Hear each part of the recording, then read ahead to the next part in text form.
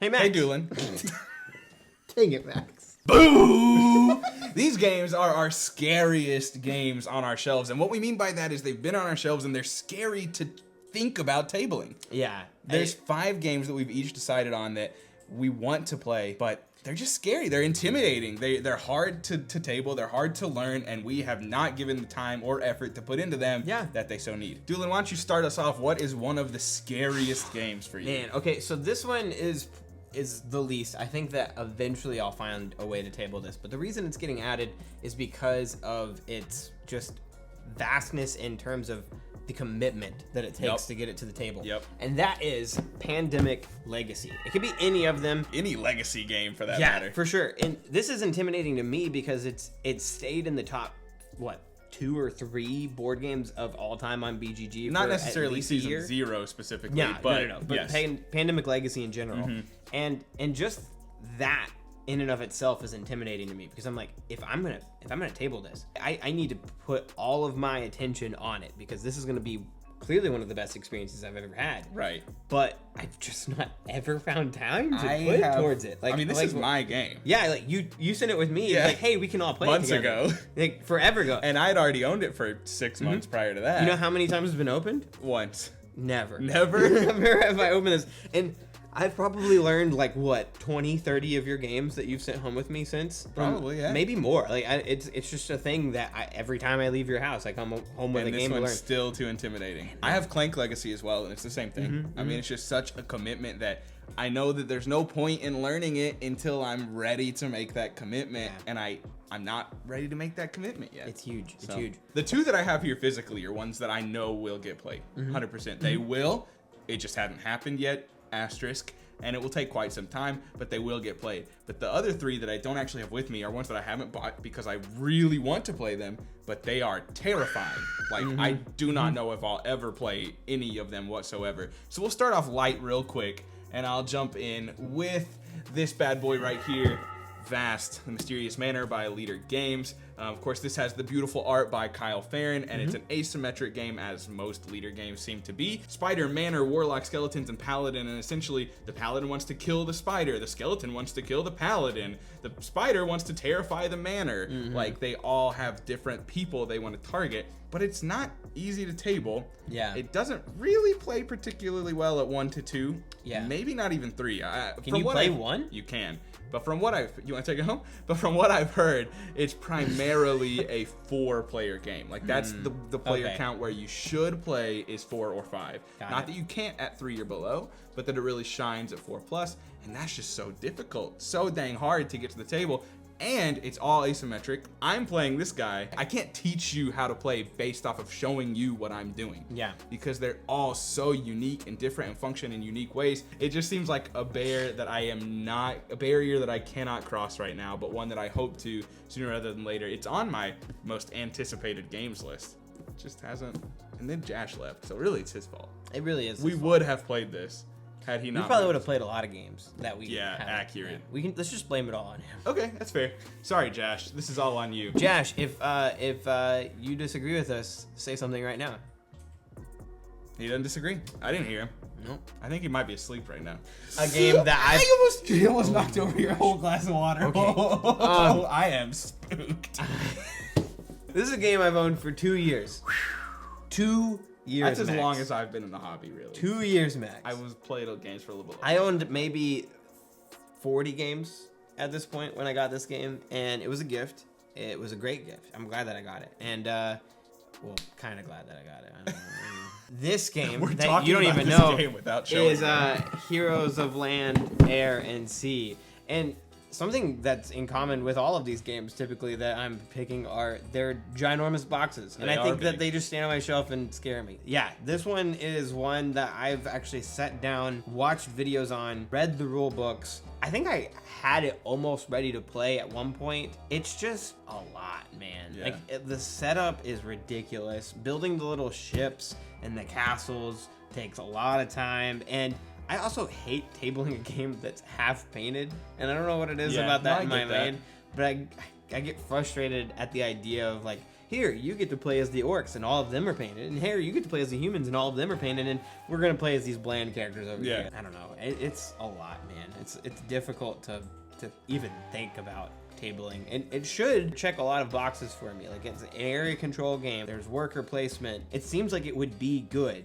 but some people have said that I trust that it's not good, and that makes me even not like on top of everything else, not what it now is. you don't even want to commit because you think it's already gonna be bad. Yeah. So like, honestly, this is closer to number 1 maybe because of that. Because I don't know if it'll ever get played. At this point, it mocks me every time I go into my room. It's like, you really want to buy another board game and you have this game that you haven't played in 2.5 years and you've owned it that long. It's just like, I don't know. I wasn't going to talk about this game next, but you've given me 2 things that I want to discuss, so I'm going to go ahead and pivot into this game. Okay. And I have mentioned this game before in recent videos. And have you really? I don't know if you've ever talked about this game before. I don't think I have, actually. You're right. I don't think I've ever mentioned this game I don't before. think anyone knows that you own this game. This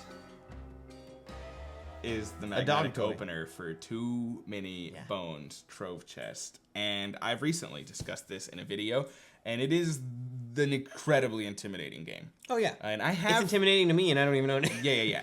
I have vaguely played it. I played a couple rounds. I mean, I played more than a round of combat. I played an hour of this game, maybe. But I know for certain I was not playing it 100% correctly. I was not doing everything I was tasked with. I was strictly like jumping into this as a, hey, let's learn the essentials and see if we can handle that. And then we'll start throwing in other things. So I don't 100% count it, but this game is terrifying. And one of the things that you mentioned when you were talking about the big box of Heroes of Land, Air, and Sea is that I have everything. And that is a barrier to entry of an already difficult game, in my opinion. I'm glad I own everything. It's really exciting. I like that I own everything, but I think this is one of those instances that if I just had core Too Many Bones, it would be far less intimidating to table it. Now, with that being said, I can freaking go play core Too Many Bones, but the fact that I own all this stuff and have to grab the certain cards that I need, like I'm not using all the components that are in this giant trove chest, makes it far more intimidating for me to pull it out and play it. I really desperately want to play Too Many Bones, and I think we would both really dig it. But man, the rules overhead, the components, there's just so much stuff. More than you know, understand this. I recently actually conquered one of my scariest games. It was easily my scariest game, and I just had a lot of time to put towards a game, and so I was like, all right, let's do it.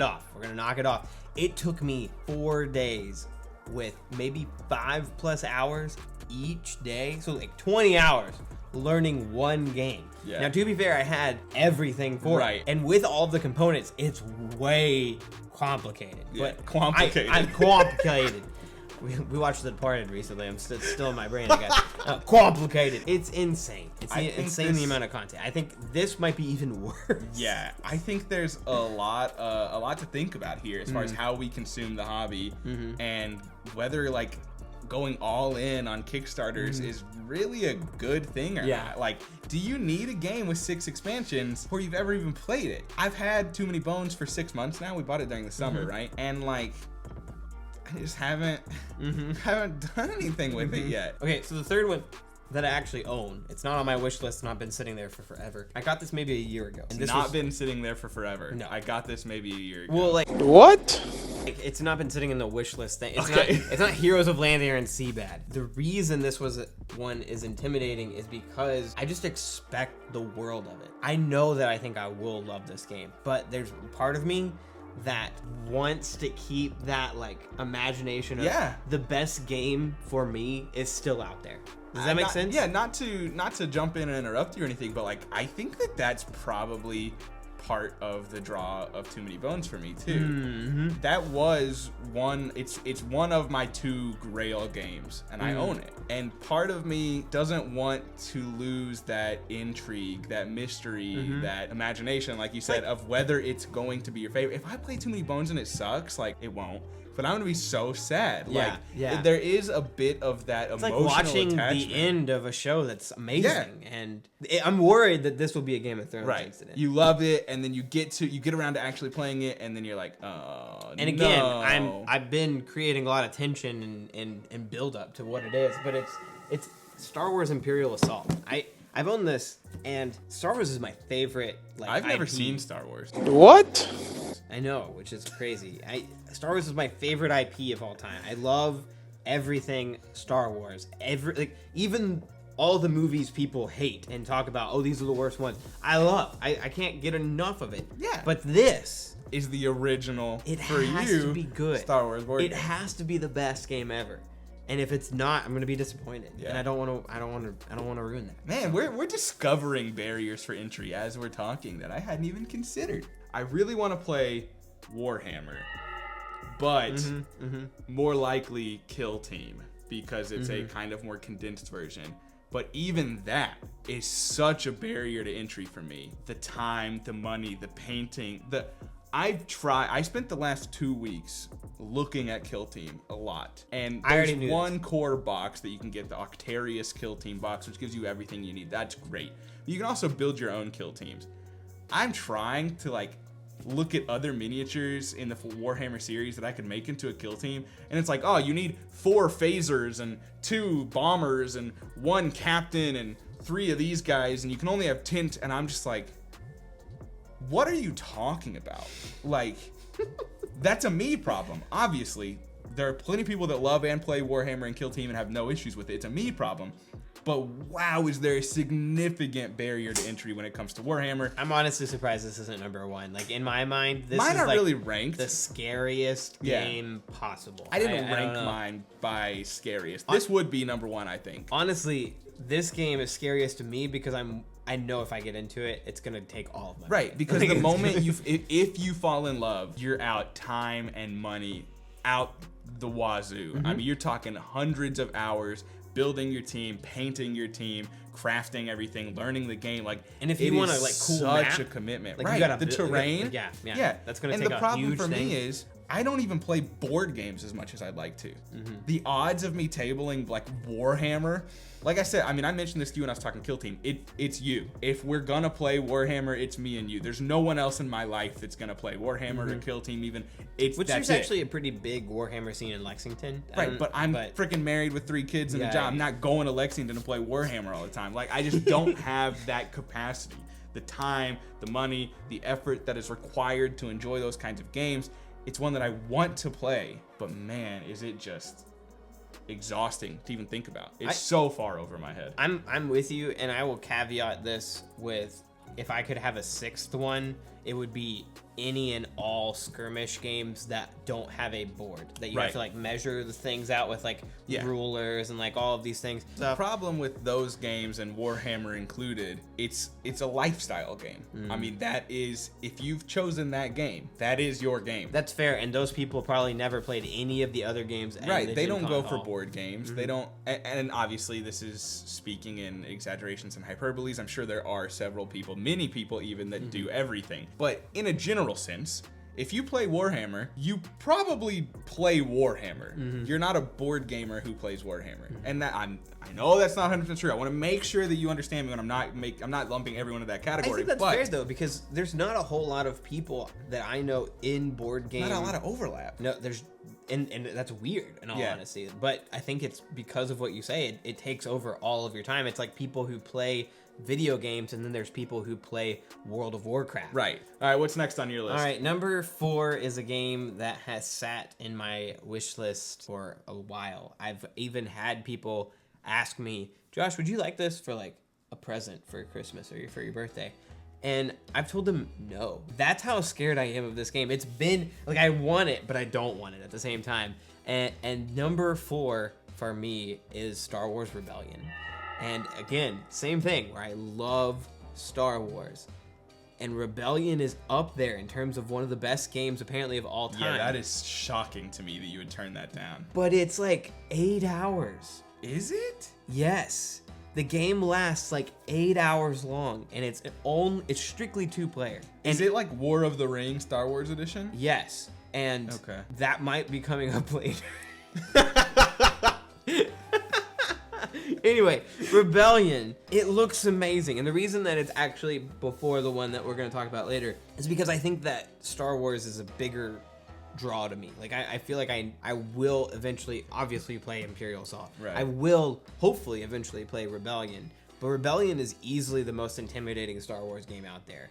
It is a long game, and it doesn't even seem as complicated as some of the other games that I've learned. But the fact that it is the length that it is and the amount of players that it is, I don't even know if I can sit down and play an 8-hour game with only one other person. That just seems It's gonna be me and you with the game we're talking about here in a minute. and you don't even like Star Wars. So like, how am I gonna convince a guy who doesn't like Star Wars to play a Star Wars game for 8 hours? I'll do it. I'll do it because it sounds fun. I don't know, man. It Let's- just seems crazy. Let's go ahead and pivot into the next one that we want to talk about since we've already Is this number 2 for you? no.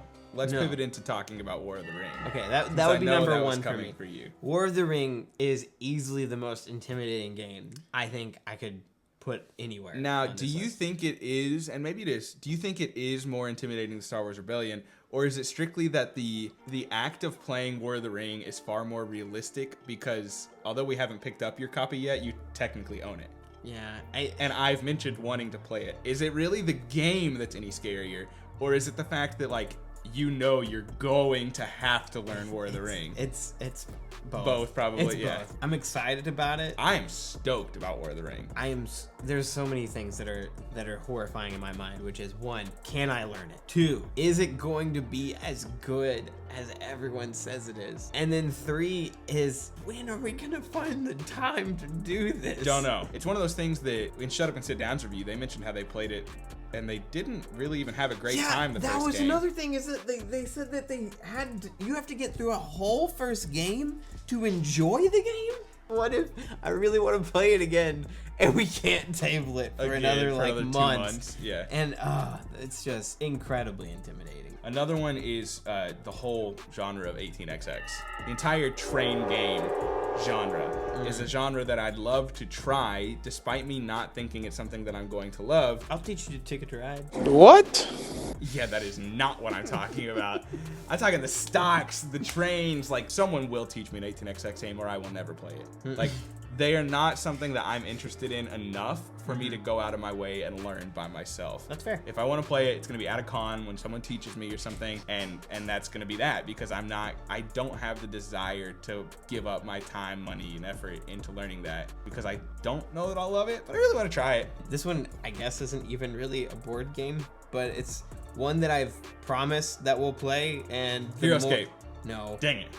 It's one that I promised that Pathfinder. Yes. Oh. And it'll be Jeff and Jamie's first time ever playing any Dungeons and Dragons experience ever. And I'm the DM.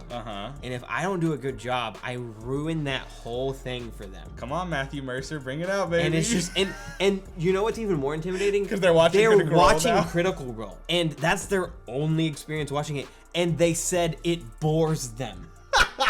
And if Matthew Mercer bores them, there's a difference between watching and playing. Fair. At the same time, I am so scared right now, and we're gonna do it soon. Like it's happening. It's happening for sure. I bought everything, and I've spent tons of time writing story, I'm so excited. crafting all of these like lore things. Like I'm trying to invent these awesome characters that you'll come across and think about how they can impact the overall world, and like trying to decide, are they gonna go down this path or this path? And it's scary being a DM. I want to tell you that I feel like the effort will not be in vain, and I think that crafting a story that you are proud of and enjoy is going to go miles in playing this game. But I think you need to give yourself some credit and loosen up a bit. It's going to be us friends. That's fair. Me, Yes. Danielle, Jeff, Jamie, Emily, maybe, all playing Pathfinder together. That is why we're there.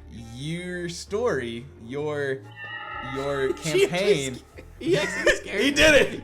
Draco terrified me there. Your campaign that you're crafting is going to be enjoyable, but it doesn't all ride on you.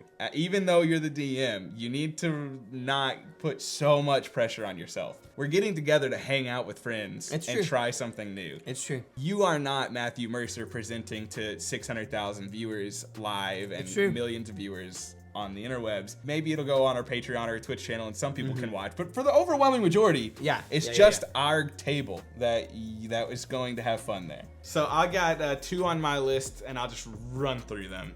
Kingdom Death is actually one that I own that I still am just scared to table. And I mean this in, I love Kingdom Death, and I'm not that scared of learning the rules to play it because I have. It's genuinely the setup and teardown. If I had a board game table, I would let Kingdom Death live under my board game table topper, and that would be fine. I can't see myself comfortably setting it up and tearing it down ever. Like I won't play Kingdom Death Monster unless I get a board game table and it can sit up. The only time I ever did play it, it was in a room where we were able to shut the door and dogs, cats, and children could not get to it. Like that's just the thing with Kingdom Death. And then last but not least is just a designer, and that's Lacerda. Anything that Lacerda does is something that I'm intrigued in, and then I look at the board and I'm like, my God, like this is awful. Like we have people in our Discord that really like Kanban EV and that really like Vinos and that really like the Gallerist and things like that, and On Mars and all of these, and like the new Weatherman one coming up are just, there's just so much.